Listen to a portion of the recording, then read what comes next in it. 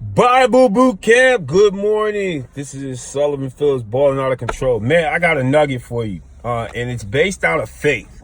So this morning, I'm volunteering at my son's school. I take him to school this morning. And before I go, I'm like, you know what, man, I'm going to go get me something warm to drink because it's freezing. So I'm like, all right, I'll go get a little green tea. Tell my son, all right, we're going to go. He says, cool, no problem. We take a ride. So as I go to Starbucks, we get there. My son goes right to the front of the line. I'll take a white hot chocolate with extra whipped cream. And goes down to where you collect it from. Just flat out goes. Now, if you know me, I'm all about respect. So I'm looking at my man like, yo, are you serious right now? You're not going to say thank you? No, nothing? Really? And, you hear the chatter and the murmur behind you because there's other people there. And they're like, well, he's kind of tripping. Like, this cute little kid, whatever. But that's not how my house works. Like, if you want something, you ask for it. It's not like I won't do for you. But you can't just straight up walk up there like, yo, I run this. Like, no, that's not how it works. So I'm looking at him, and he can kind of tell I don't really have to say things to my kids. You know how it goes. You look at your kids or your nephews or kids that hang around you like, bro, really? And he looks back at me, and he totally shifts my mindset when he says to me in the most pure form, Dad, I only got it because I know you could cover me. I know you got my back. I wouldn't have gone and ordered if I didn't know you could take care of me. The two ladies behind me are like, oh, wow. That's a beautiful thing that your son has faith in you and he trusts you. And that he, even in this moment when he knows he has nothing, he can trust you. Definitely got slapped in the face. Now, thinking from a biblical standpoint, one of the things that came to mind was Genesis chapter 22. Abraham goes with Isaac. Well, first of all, God speaks to Abraham. And it says to him, Abraham, I want you to kill your son.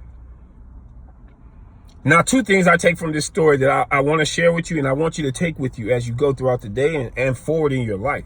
The first thing that came to me is what God asked Abraham to do defied human logic, but he did it and didn't question it. I'm going to say that again. What he asked him to do defied human logic, and Abraham didn't question him.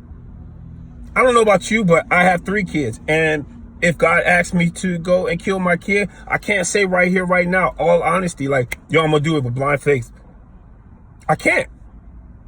I might question God. Abraham never questioned God. That's a powerful thing. The second thing I want you to take from this story that I took and I got was, as we go on and you look at it, the Bible says he found his servants and told his servants, hey, stay here. We're going to go ahead. And, he's got the rocks and everything else for the offering. And, Isaac says to him, well, Dad, where's the sacrifice? And I know it must have killed Abraham to say this, but Abraham says to him, God will provide. Here's the second thing that I get from this story that I want you to take. Isaac never questioned his father. I know my kids, they would be questioning like, yo, we going up here to do a sacrifice. We ain't got no sacrifice. What are we doing? Why? But Isaac had to have seen the faith that his father had in God. And it had to rub off of him to understand that, you know what, no matter what, God will provide. And as the story goes on, Abraham goes up. He gets there. He actually ties up his son and puts his son on the altar. And as he's about to kill him, I'm sure tears and everything's running out of his face. God calls him like, no, don't kill your son. You've shown me that you have faith in me. And God, and then now he sees a ram in the bushel, and he kills the ram, and they make a sacrifice, and they leave from there. Phenomenal faith. And my question to you is, do we really have faith in God? Like my son showed me this morning what faith looks like really from the most practical point of view. I believe that you'll take care of me because you've shown me over and over again, and I'll never question it. And I wonder, do I have that same faith in God? And can I exhibit that faith in God when he asks me to do something I don't want to do or something that doesn't make rational sense to me? Can I still trust him? So that's the nugget I want to throw at you today, man. Where's your faith at with God? Do you have it?